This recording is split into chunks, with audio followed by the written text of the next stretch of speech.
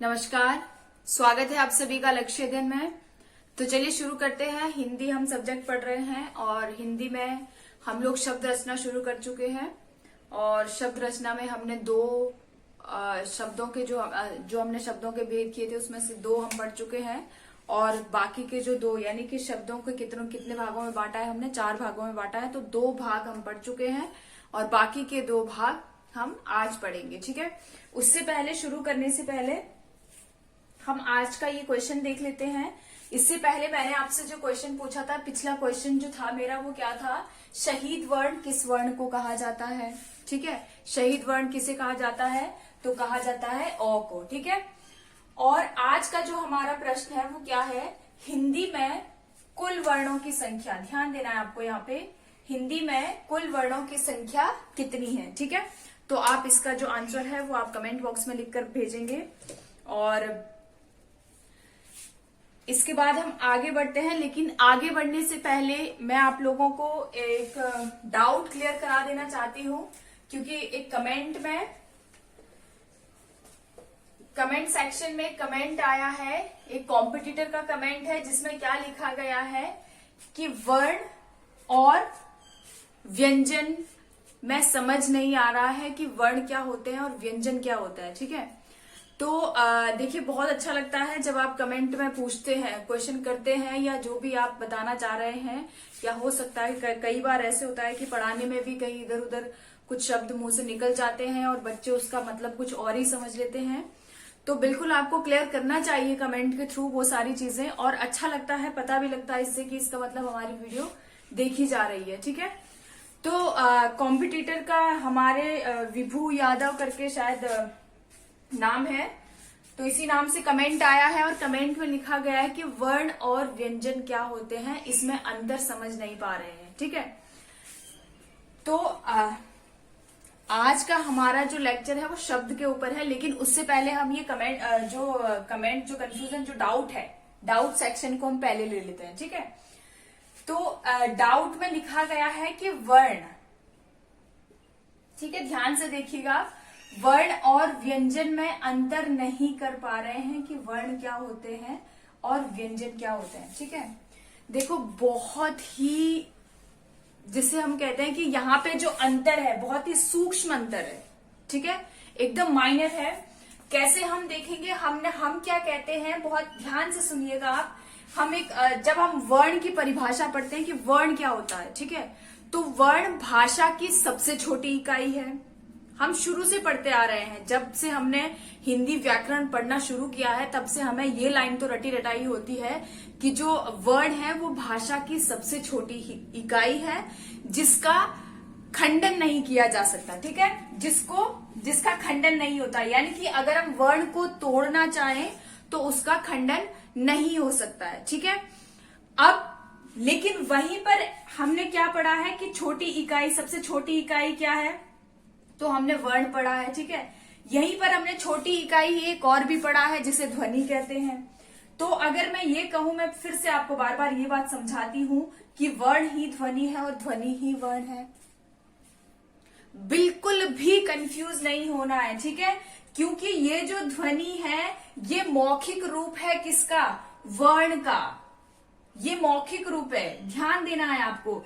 ये जो ध्वनि है ये मौखिक रूप है किसका, वर्ण का, और ये जो वर्ण जो यहाँ पे लिखा है ये लिखित रूप है किसका, ध्वनि का। ठीक है, ये किसका लिखित रूप है, ये ध्वनि का लिखित रूप है। मैं यहाँ पे आ रही हूँ, आपका जो डिफरेंस है वो मैं आपको बता रही हूँ। ठीक है, लेकिन फिलहाल आपको ये समझना है कि ये जो वर्ण है ये क्या चीज है। ठीक है, तो ये समझ में आ गया आपको कि सबसे छोटी जो इकाई होती है, भाषा की जो सबसे छोटी इकाई होती है वो क्या होता है, वर्ण होता है। ठीक है, और वर्ण को फिर मैं क्या बोल रही हूं कि जो वर्ण होता है वो लिखित रूप होता है किसका, ध्वनि का।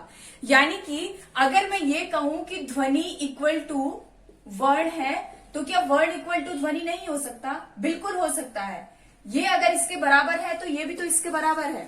ठीक है, यानी कि ये मौखिक रूप है और ये क्या है, लिखित रूप है। ठीक है, अब हम देखते हैं, अब हम आपके क्वेश्चन के पास आते हैं। आपने क्या पूछा है कि वर्ण और व्यंजन के बीच में हम क्या नहीं कर पा रहे हैं, अंतर नहीं समझ पा रहे हैं। ठीक है, तो हम यहाँ पे अंतर देख लेते हैं। सबसे पहले हम वर्ण को समझते हैं कि वर्ण क्या है। मैंने ये बता दिया कि सबसे छोटी इकाई है भाषा की, ठीक है, जिसका खंडन नहीं किया जा सकता, जिसे हम तोड़ नहीं सकते हैं। लेकिन साथ में मैंने आपको क्या बताया है कि जो ये वर्ण होते हैं, जो वर्ण है हिंदी वर्णमाला में, जो वर्ण है इनको हमने कितने भागों में बांटा है? 2 भागों में बांटा है, ठीक है। एक है स्वर और दूसरा है व्यंजन। यहीं पर आपको समझना है बहुत ध्यान से, ठीक है। अगर हम कहते हैं, अगर यहां पे लिखा है कि स्वर वर्ण, ठीक है, और यहां पर मैं लिखती हूं व्यंजन वर्ण, तो आपको लगता है कि ये गलत है? ये बिल्कुल भी गलत नहीं है, ठीक है। अगर मैं यहां पे लिख रही हूं कि स्वर वर्ण है और ये व्यंजन वर्ण है, अगर मैं इसको हटा देती हूं, अभी चलो इसको मैंने हटा दिया, ये कंफ्यूजन मैंने आपका हटा दिया कि ये हटाइए यहां से, ठीक है। इतना डीप आपसे वैसे एग्जाम में पूछेगा नहीं, लेकिन बहुत अच्छी बात है आपने ये क्वेश्चन किया है, बहुत सारे लोगों का ये डाउट होगा, इसे क्लियर कर देते हैं, ठीक है। तो मैंने क्या कहा है कि ये जो वर्ड है इसको मैंने 2 भागों में बांट दिया है। एक को मैंने स्वर लिखा है और दूसरे को मैंने व्यंजन लिखा है, ठीक है। अब आप ये समझ गए होंगे कि ये जो वर्ड है इसी का परिवार है, स्वर भी इसी के ही परिवार का है और व्यंजन भी इसी के ही परिवार का है, ठीक है। लेकिन अब अगर मैं सिर्फ वर्ण की बात करूं, अगर मैं ये कहूं कि आपको वर्ण लिखने हैं, ठीक है, अगर मैं बात कहूं कि आपको वर्ण लिखने हैं, तो क्या मैं ये सही बोल रही हूं कि वर्ण कितने हैं, वर्ण की संख्या कितनी है? तो इसमें जो, अगर मैं वर्ण की बात कर रही हूं तो उसका मतलब है कि इसमें स्वर भी आ रहे हैं और इसमें व्यंजन भी आ रहे हैं। अगर मैं मेंशन नहीं कर रही हूं आगे कि व्यंजन वर्ण लिखिए, अगर मैं व्यंजन वर्ण नहीं बोलती हूं आगे, अगर मेरा ये क्वेश्चन इतना डीप एग्जाम में लिखा भी नहीं होता है कि व्यंजन वर्ण, वो स्पष्ट लिख दिया आपके लिए, ठीक है। अगर मैंने कहा कि व्यंजन वर्ण लिखिए, तब तो आप फटाफट से लिख देंगे कि ये है, ठीक है, ये हमारे क्या हो जाएंगे? व्यंजन हो जाएंगे। लेकिन अगर मैं सिर्फ आपसे कहती हूं कि वर्ण लिखिए, तो वर्ण क्या, अगर मैं ये लिखूं कि अ जो है वो वर्ण है, बिल्कुल है, ठीक है, ये क, ये भी क्या है? वर्ण है, ठीक है। तो आपको ये समझना है सीधा सीधा कि जिसका खंडन नहीं किया जा सकता वो क्या है? वो वर्ण, वो क्या है? वो क्या कहलाते हैं? हमारे वर्ण कहलाते हैं, जिसको हम तोड़ नहीं सकते। अब अगर हम अ को तोड़ेंगे, आप इस अ को कुछ इससे छोटा भी कुछ कर सकते हैं क्या? इससे अगर इसको आप इस अ का अगर विच्छेद करना चाहे तो क्या आप कर सकते हैं इसका विच्छेद? हम लोग नहीं हो सकता है, ठीक है। इसको जब तक हम, ना ही हम इसका मौखिक रूप से विच्छेद कर सकते हैं और ना ही अब इससे ज्यादा लिखित रूप से भी क्या विच्छेद होगा इसका। अ क्या है? अपने आप में स्वतंत्र है, शहीद वर्ण है ये, ठीक है। तो इसका खंडन नहीं कर सकते हैं। अब यहां पर मैं थोड़ा सा आपको और बता देना चाहती हूं कि अक्षर और व्यंजन में अब क्या फर्क है, ठीक है। वर्ण का आपको समझ में आ गया, 2 भागों में, ये वर्ण के ही 2 भाग है, ठीक है। एक स्वर है, एक व्यंजन है, ठीक है। तो अ क्या है? अ भी वर्ण है, बिल्कुल है, ठीक है। और क भी क्या है? वर्ण है, बिल्कुल है, ठीक है। लेकिन मैंने यहाँ पे वर्ण कहा है क को, व्यंजन नहीं कहा अभी, ठीक है। क्यों नहीं कहा मैंने व्यंजन? क्योंकि क के साथ ये पूरा फैमिली बन गई है। ये जो क है ये अपने आप में स्वर, क्योंकि इसके साथ स्वर भी है और व्यंजन भी है, तो मैं इसको सीधा क्या बोल रही हूं? वर्ण बोल रही हूं। जब मैं आपको व्यंजन बोलूंगी कि क व्यंजन लिखिए, तो आप ये लिखेंगे। अगर मैं आपसे बोलती हूं कि क वर्ण लिखिए, तो आप क वर्ण ये लिखेंगे, क्योंकि वर्ण का मेल ही तो स्वर प्लस व्यंजन है। ये जो वर्ण बना है, ये स्वर और व्यंजन को मिलाकर ही तो वर्ण बन रहा है, इसी की तो फैमिली है। अगर मैं क वर्ण बोलती हूं तो इसका मतलब क्या है कि आप ये वाला क लिखेंगे, ध्यान से समझिएगा, ठीक है। लेकिन अगर मैं बोलती हूं कि क व्यंजन लिखिए, तो क व्यंजन में क्या हो जाएगा? व्यंजन में ये हलंत नीचे लग जाएगा, यानी कि हम अ को यहां से हटा दे रहे हैं। कहां से? यहां से, ठीक है। जैसे ही हम यहां से अ को हटा देंगे तो हमारे पास क्या बच जाएगा? व्यंजन बच जाएगा। और एक चीज मैं आपको बार बार बता दे रही हूं कि जो व्यंजन होता है वो स्वतंत्र रूप से हम उसका उच्चारण कर ही नहीं सकते हैं। हम सिर्फ लिखित रूप में उसे जरूर यहाँ पे दर्शा सकते हैं कि ये आधा है, ये अब अ के बिना है, लेकिन मौखिक रूप से हम उसको बोल ही नहीं सकते हैं।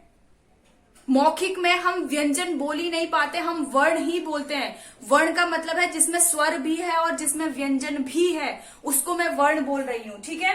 यानी कि स्वर प्लस व्यंजन को मिला के क्या बन रहा है यहाँ पे हमारा वर्ण। ये अगर हम इन दोनों को मिला देंगे तो वर्ण बन रहा है, और इसको मैं अलग अलग करूं तो ये क्या है, स्वर है, ये व्यंजन है।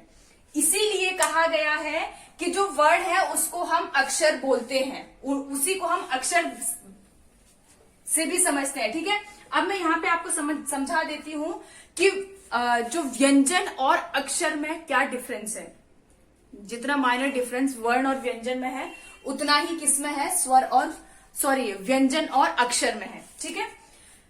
व्यंजन और अक्षर, क्यों ये डिफरेंस सेम है यहाँ पे, क्योंकि वर्ण अक्षर ही है, यानी कि वर्ण को अक्षर भी कहा जाता है या अक्षर को वर्ण भी कहा जाता है। कैसे, यहां पर मैं लिख रही हूं क, ये क्या है, व्यंजन। जैसे इसके नीचे हलंत लग जा रहा है, ये व्यंजन है, बिना किसी रुकावट के हमें बोलना है, ये क्या है, व्यंजन है। अच्छा, बोलने में तो हम क ही बोलेंगे, बोल ही नहीं सकते इससे छोटा, लेकिन लिखित रूप में हम दर्शा सकते हैं कि ये क्या है, ये व्यंजन है, ठीक है। अगर मैं कहूं कि क अक्षर लिखिए, ठीक है, तो आप कैसे लिखेंगे, ये। अब ये अक्षर है, क्यों, क्योंकि ये क्या है, ये स्वर और व्यंजन का मेल है। जो स्वर और व्यंजन को मिला के जो वर्ण बनता है, स्वर और व्यंजन को मिलाकर जो बन रहा है, वो क्या कहलाता है, वर्ण कहलाता है। तो ये क्या है, ये वर्ण या अक्षर। यानी कि जब स्वर और व्यंजन, यानी कि अगर हम इसका विच्छेद करते हैं तो ये कैसे होगा, क प्लस अ, ये होगा, और इसको मिलाकर ये क्या बन रहा है, क बन रहा है। तो मैंने क्या कहा कि वर्ण ही अक्षर है और अक्षर ही वर्ण है। तो यही व्यंजन, जो व्यंजन है वो क्या है हमारा क, और अक्षर क्या है, क। अगर आपसे एग्जाम में ये पूछा जाए, ऑप्शन में ये दो दे दिया जाए कि इसमें से आपको व्यंजन छांटना है, ठीक है, तो आपका व्यंजन, अच्छा व्यंजन तो आप बिल्कुल छांट लोगे। अगर उसमें लिख दिया कि आपको अक्षर छांटना है और यहाँ पे गीता लिख के दे दिया, ठीक है, यहाँ पे इनमें से कोई नहीं लिख के दे दिया, तो आप कंफ्यूज हो जाएंगे कि अक्षर तो ये भी है, अक्षर तो ये भी है।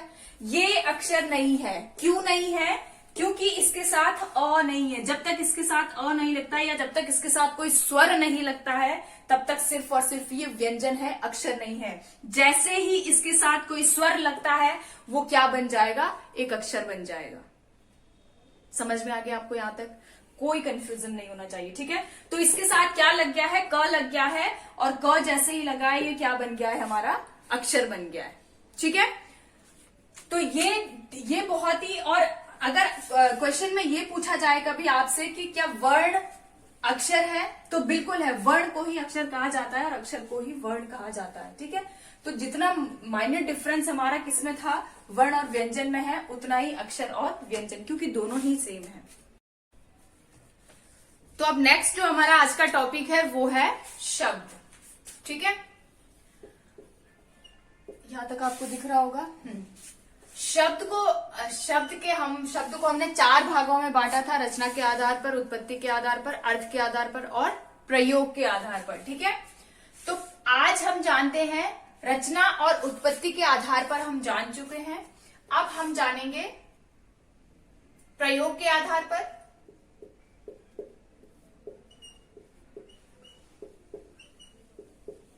और दूसरा क्या होगा, अर्थ के आधार पर, ठीक है। तो प्रयोग के आधार पर जब भी हम शब्द की बात करते हैं, ठीक है, किसके आधार पर, जब भी हम प्रयोग के आधार पर शब्द की बात करते हैं, तो इस प्रयोग के आधार पर भी शब्द को हम कितने भागों में बांटते हैं, 2 भागों में बांटते हैं। वो 2 भाग कौन से हैं, एक है विकारी और दूसरा है अविकारी। देखिए, ये आपको सारे याद रखने, हो सकता है आपसे ये ना पूछा जाए कि शब्द को कितने भागों में, शब्दों के कितने भेद हैं, आपसे ये क्वेश्चन ना पूछा जाए, बल्कि सीधा ये पूछ लिया जाए कि प्रयोग के आधार पर शब्दों को कितने भागों में बांटा जा सकता है, तो आपका आंसर क्या होगा, विकारी और अविकारी, 2 भागों में, ठीक है। अब हम विकारी जान लेते हैं कि विकारी क्या होते हैं और अविकारी कौन से शब्द होते हैं। विकारी जो शब्द होते हैं उनमें बदलाव आता है, ठीक है, उनका परिवर्तन होता है, यानी कि विकार होता है किसके आधार पर, तो लिंग, वचन, काल और कारक। आपको ये चार चीजें याद रखनी है, ठीक है। क्या क्या, लिंग, वचन, काल और कारक के आधार पर जिनका परिवर्तन हो जाता है, जिन शब्दों का परिवर्तन हो जाता है उन्हें हम क्या कहते हैं, विकारी शब्द कहते हैं, यानी कि उसमें विकार उत्पन्न हो जाता है, ठीक है। जैसे हम क्या एग्जाम्पल के लिए लिंग का अगर हम बात करें तो क्या यहां पे हमने क्या लिखा, लड़की, ठीक है। लेकिन स्थिति के आधार पर जैसे ही यहाँ पे क्या हो जाता है, अभी तो मैंने कहा कि वहां पर स्कूल में एक लड़की नाच रही थी, ठीक है, लेकिन लिंग के आधार पर फिर हम इसको थोड़ी देर बाद इसको हम अलग से अगर इसका लिंग चेंज कर दे तो क्या हो जाएगा, इस शब्द में विकार हो जाएगा, फिर ये क्या हो जाएगा, लड़का, ठीक है। जैसे इसके अगर हम इसको विकारी बनाना चाहें इस शब्द को, तो इसका विकार हम कैसे कर सकते हैं, इस मात्रा को हटा के, यानी कि लिंग के आधार पर हमने क्या कर दिया, इसका विकार कर दिया, ठीक है। वैसे ही वचन, काल और कारक के आधार पर भी इनका क्या हो जाता है, विकार हो जाता है, ठीक है। तो ये हमारे क्या थे, ये है प्रयोग के आधार पर आपको ध्यान देना है। प्रयोग के आधार पर कितने भागों में बांट सकते हैं हम, दो भागों में बांटते हैं, एक है विकारी और दूसरा है अविकारी शब्द, ठीक है। अब हम देखते हैं अर्थ के आधार पर, ठीक है। तो चलिए नेक्स्ट अर्थ के आधार पर जानते हैं। अब अर्थ के आधार पर हम शब्दों को कितने भागों में बांटते हैं, अर्थ के आधार पर कितने अर्थ के आधार पर 6 भागों में हम शब्दों को बांटते हैं। कितने भागों में, 6 भाग, ठीक है। अर्थ के आधार पर हम शब्दों के कितने भाग करते हैं, 6 भाग करते हैं, और वो 6 भाग मैं यहां लिख रही हूं, ठीक है, ताकि ये आगे का बोर्ड हमें समझाने के लिए मिल जाए। यहां पर मैं सबसे पहला जो नाम लिख रही हूं, अर्थ के आधार पर जब हम बांटते हैं तो यहां पर जो सबसे पहला शब्द आएगा वो आएगा विलोम शब्द। अर्थ के आधार पर आप समझ रहे होंगे, ठीक है, विलोम शब्द। दूसरा पर्यायवाची,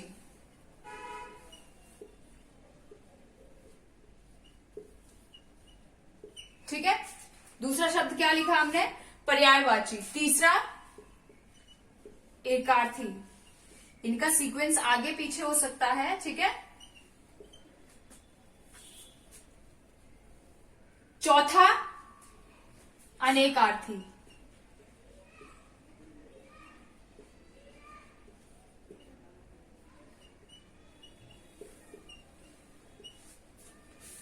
पांचवा भिन्नार्थक,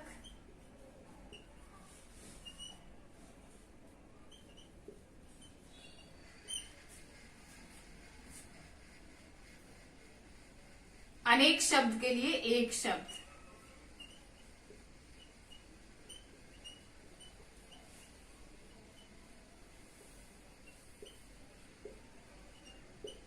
ठीक है।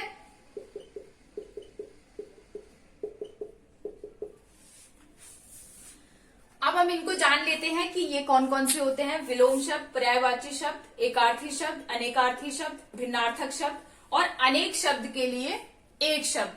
किसके आधार पर हम बांट रहे हैं, अर्थ के आधार पर, ठीक है। तो सबसे पहले हम समझ लेते हैं विलोम शब्द को। विलोम शब्द क्या होते हैं, तो ये क्या होते हैं, उल्टे होते हैं, यानी कि ये परस्पर क्या होते हैं, उल्टे होते हैं। दिन का क्या हो जाएगा, रात, लड़का का लड़की, राजा का, ऐसे जो भी। और अच्छा हाँ, यहां पर मैं आपको एक चीज और बता देना चाहती हूं, ये जो विलोम शब्द जब भी हम लिखेंगे तो इसमें ये भी हो सकता है, आप ये ना सोचे कि अगर हमने यहाँ पे क्या लिख दिया, दिन लिख दिया, ये ऐसे उल्टा भी हो सकता है या फिर रात दिन भी हो सकता है, ठीक है, उससे कोई फर्क नहीं पड़ता, आगे पीछे पीछे आगे जो भी लिख दिया, ठीक है। लड़का लड़की या लड़की लड़का हो जाएगा, ठीक है, स्त्री पुरुष या पुरुष स्त्री, ठीक है। तो ये क्या होता है, ये परस्पर उल्टे होते हैं। समझ में आ गई आपको बात, यानी कि जो ये शब्द होगा इसके बगल इसका जो दूसरा शब्द क्या होगा, जो अगर हमें विलोम इसका देना है, दिन का अगर विलोम हमें देना है तो क्या हो जाएगा, रात। और अगर हमें रात का विलोम देना है तो क्या हो जाएगा, दिन। परस्पर उल्टे हो जाते हैं ये, ठीक है। तो ये हमारे क्या होते हैं, विलोम शब्द होते हैं। अब हम देखते हैं पर्यायवाची शब्द। पर्यायवाची जो शब्द होते हैं वो क्या होते हैं, वो एक ही शब्द होता, मतलब यानी कि वो एक ही व्यक्ति या जिस भी चीज के हम बारे में बात कर रहे हैं उसके कई सारे नाम होते हैं, ठीक है। उसको हम अलग अलग नामों से जानते हैं, ठीक है। जैसे अगर मैं यहाँ पे क्या आग का अगर मैं यहाँ पे आपको पर्यायवाची दूं, ठीक है, तो क्या हो जाएगा, अग्नि, पावक और अनल। ये क्या है, ये सारे के सारे किसके पर्यायवाची हैं, तो ये हैं आग के पर्यायवाची, ठीक है। तो समझ में आ गया, विलोम शब्द और पर्यायवाची हर कोई बखूबी समझता है, ठीक है। अब हम देखते हैं एक आर्थी शब्द, जिसका एक अर्थ होता है, ठीक है। एक आर्थी शब्द कौन से होते हैं, जिनका सिर्फ एक शब्द एक अर्थ होता है, यानी कि उसके अलावा ये जो भी शब्द हम जो एक आर्थी शब्द होते हैं उसका सिर्फ एक ही अर्थ होता है, कोई और अलग से अर्थ इसका नहीं होता है। जैसे कि हम यहाँ पे पहाड़ लिखेंगे तो पहाड़ का मतलब सिर्फ पहाड़ ही है, ठीक है। पहाड़ से जैसे ही पहाड़ बोलेंगे हम समझ जाएंगे पहाड़ की बात हो रही है। पहाड़ का कोई और अर्थ यहाँ पे हम नहीं निकाल सकते हैं, ठीक है। तो ये क्या हो जाते हैं, ये हमारे एकार्थी शब्द होते हैं, ठीक है। अब हम बात करते हैं अनेकार्थी शब्द की। अनेकार्थी शब्द वो शब्द होते हैं जो शब्द तो क्या होता है, एक ही होता है, लेकिन हम उसको वाक्य के आधार पर जब हम उसका वाक्य बनाते हैं तो हम उसको अलग अलग तरीके से प्रयोग करते हैं, ठीक है। जैसे हम क्या समझ सकते हैं यहाँ पे अनेकार्थी शब्द में, एक मैं शब्द लिख रही हूं यहाँ पे कर, ठीक है। कर जो होता है, कर का दो मतलब हम यहां से समझते हैं। हिंदी में यहाँ पे अगर हम बात करें तो हमारा टैक्स जो होता है ये इंग्लिश का शब्द है, ठीक है। टैक्स क्या है, इंग्लिश का वर्ड है, लेकिन हिंदी में जो टैक्स के लिए यूज होता है वो क्या होता है, कर होता है, ठीक है।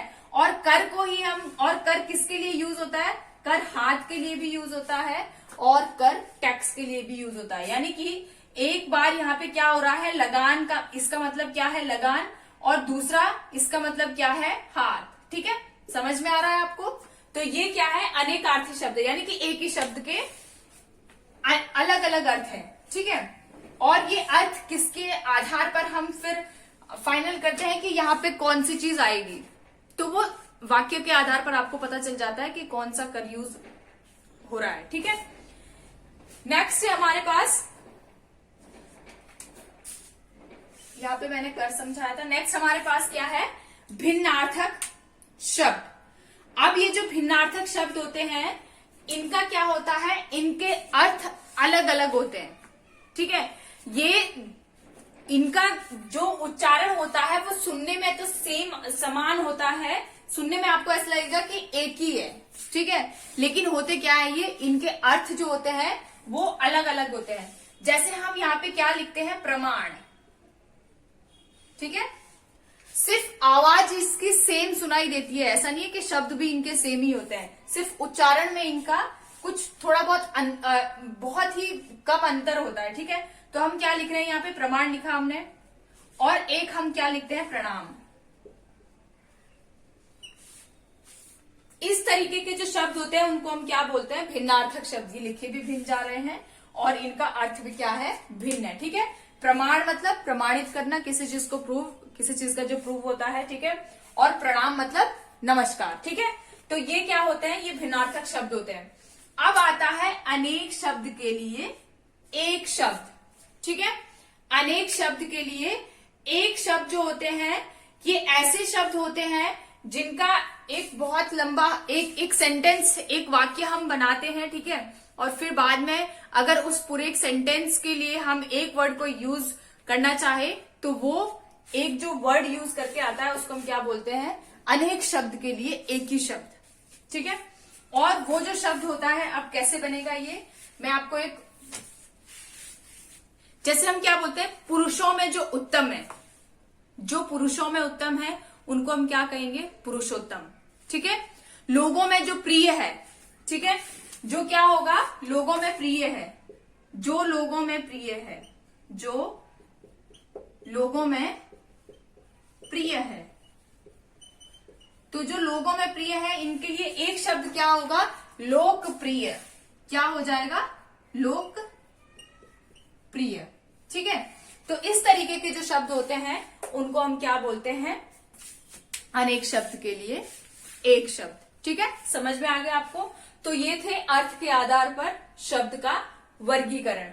अब आप समझ गए कि शब्द के कितने भेद हैं, 4 भेद हैं, रचना के आधार पर, उत्पत्ति के आधार पर, अर्थ के आधार पर और प्रयोग के आधार पर। फिर उनको भी हमने अलग अलग भागों में बांटा है। ठीक है, तो कुल मिला के बात यह है कि शब्द का जो चैप्टर है वो हमारा खत्म हो चुका है। ठीक है, इसके बाद जो नेक्स्ट चैप्टर हमारा चलेगा वो होगा विराम चिन्ह। ठीक है, विराम चिन्ह को भी, ये जो मैं आपको करा रही हूं ये अभी ऊपर ऊपर जो बेसिक चीजें हैं अभी मैं सिर्फ वो बता रही हूँ। ठीक है, फिर इसका और डीप भी हम जाएंगे। एक बारी मैं क्या कर रही हूँ, ऊपर ऊपर से बेसिक लेयर आपको समझा रही हूँ, फिर उसके बाद दोबारा से हम फिर से क्लासेस शुरू करेंगे जिसमें हम फिर से बहुत अच्छे से वर्णमाला भी समझेंगे, शब्द और डीप जाएंगे, क्योंकि हो सकता है कि पेपर और डीप बने और थोड़ा उसमें सूक्ष्म चीजें छांटने की कोशिश करें। एग्जामिनर का कोई पता नहीं चलता है कहां से क्वेश्चन बना रहे हैं। ठीक है, तो अभी सबसे पहले मेरा ये कर्तव्य है कि हमें ये पता होना चाहिए, बेसिक नॉलेज हमें पता होना चाहिए कि हाँ ये चीजें हैं, हिंदी के व्याकरण है। फिर उसके बाद हम उसको और अच्छे से गहराई से जानेंगे। ठीक है, तो इसके बाद हमारा विराम चिन्ह नेक्स्ट चैप्टर होगा। ठीक है, तो मिलेंगे नेक्स्ट वीडियो में। और ये वीडियो आपको कैसे लगा कमेंट बॉक्स में जरूर बताइएगा। क्वेश्चन आपको जो मिला है उसका आंसर भी कमेंट बॉक्स में जरूर लिखें। और अगर आपको कोई भी डाउट होता है तो आप कमेंट बॉक्स में जरूर लिखें। आपका डाउट जो भी नेक्स्ट सेशन होता है उसमें शुरू होने से पहले हम डाउट सेशन लेंगे। जो डाउट बच्चे का है, जो भी वीडियो देख रहे हैं उनका जो भी डाउट है, हो सकता है आप लिख के दोगे तो बहुत सारे लोगों का वो डाउट क्लियर हो जाएगा। और हो सकता है कि यहाँ पे कुछ ऐसे लिखते लिखते पढ़ाते पढ़ाते मैं कुछ लिख और रही हूँ, बोल कुछ और रही हूँ, तो बहुत कई बार हो जाता है ऐसे। तो आप वो चीजें लिख सकते हो कि आपने लिखा ये है, बोला ये है, क्या सही बात क्या है, सही चीज क्या है। तो वो फिर मेरा भी ध्यान जाता है कि हाँ ये मैंने गलती से ये बोल दिया था। ठीक है, तो वो सारी चीजें आप कमेंट में लिख सकते हैं। और वीडियो कैसा लगा वो भी आप जरूर लिखें। और चैनल को लाइक करें, शेयर करें, सब्सक्राइब करेंगे। मिलेंगे नेक्स्ट वीडियो में, तब तक आप सभी लोग अपना ध्यान रखें, खुश रहें, स्वस्थ रहें, मस्त रहें। धन्यवाद।